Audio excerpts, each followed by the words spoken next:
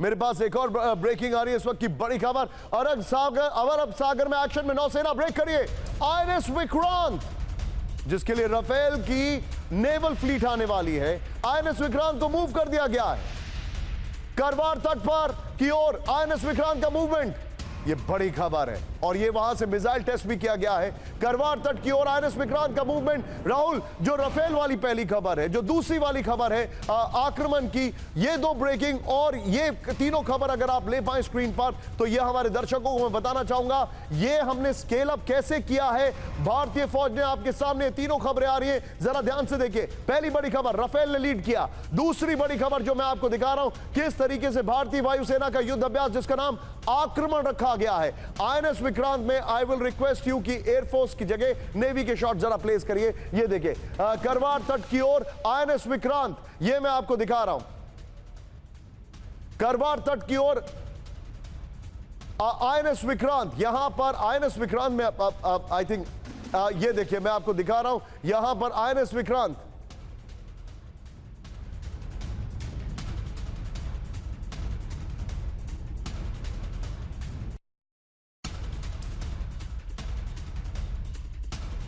वक्त की बड़ी खबर, मेरे साथ जनरल चतुर्वेदी सर मौजूद है। सर, पोजिशनिंग, पोस्चरिंग, ये दोनों चीजें बड़ी मायने रखती है।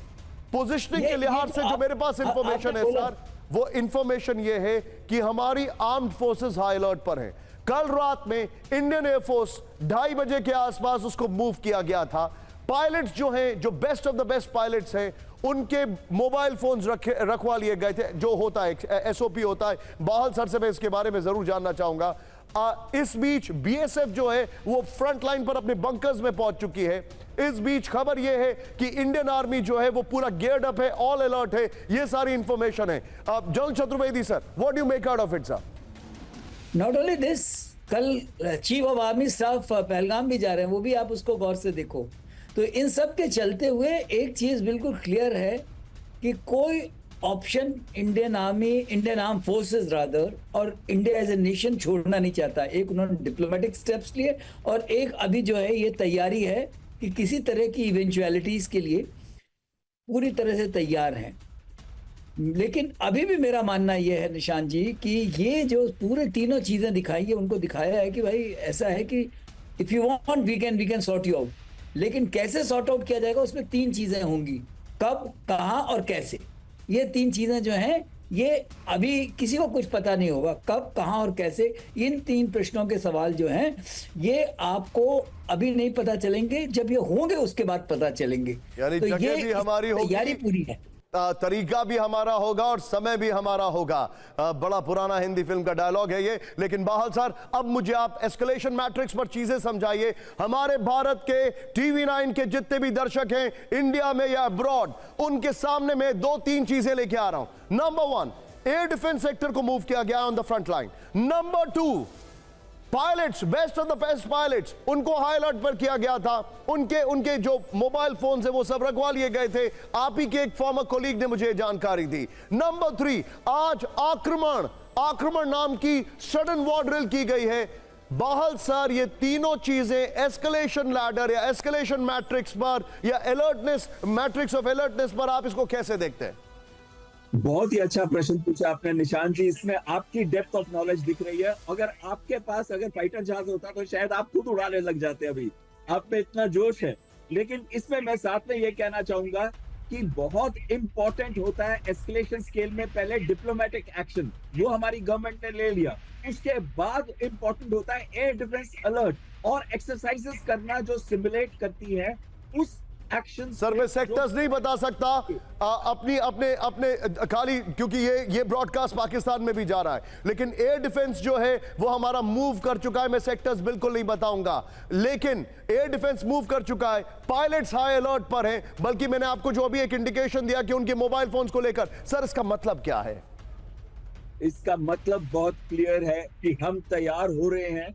टाइम और प्लेस और अपने टाइम चूज करके हम अटैक करेंगे उन टारगेट सिस्टम्स पे जो हमने आइडेंटिफाई किया है। और हो सकता है कि हेड ऑफ स्नेक को भी मारा जाए। और उसके लिए बहुत जरूरी है कि हम माउंटेनियस टेरेन और साथ साथ में प्लेन्स के ऊपर दोनों जगह एक्सरसाइज करें, और वही हुआ है। हमने माउंटेनियस टेरेन में भी एक्सरसाइज की है, हमने प्लेन्स में भी एक्सरसाइज की है। हमारे पायलट्स के अगर मोबाइल फोन ले लिए गए, तो एक पश्चिमी देश में जब मोबाइल फोन लेके पायलट्स गए थे, उनको टारगेट किया गया था, तो उनको ट्रैक करके टारगेट किया गया था। और हमारे ये टॉप गन पायलट्स हैं, तो इनके मोबाइल फोन का लेने का एक ही मतलब है कि इनको ट्रैक ना किया जा सके, ये ना पता चले वो कहाँ पे है, कौन सी मेस में सो रहे हैं या किस जगह से वो ऑपरेट करेंगे। तो उसके लिए बहुत जरूरी था उनके मोबाइल फोन लेना। एस्केलेशन मैट्रिक्स पे हम हाईएस्ट स्टेट ऑफ अलर्ट पे पहुंच चुके हैं। अब सिर्फ टाइम की बात है कि कब हम अपना एक्शन शुरू करेंगे।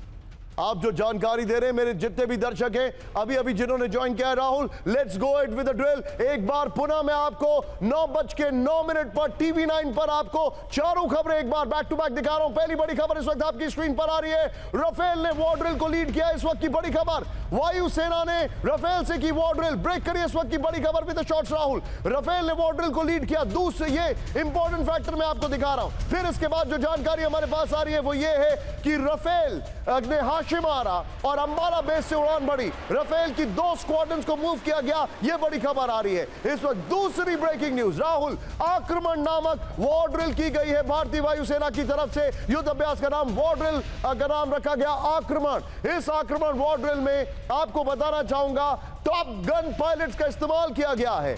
ये बड़ी खबर मैं आपको दिखा रहा हूं, टॉप गन पायलट्स का इस्तेमाल किया गया है। फिर सेंट्रल सेक्टर से आक्रमण वॉर ड्रिल की गई है, सेंट्रल सेक्टर से।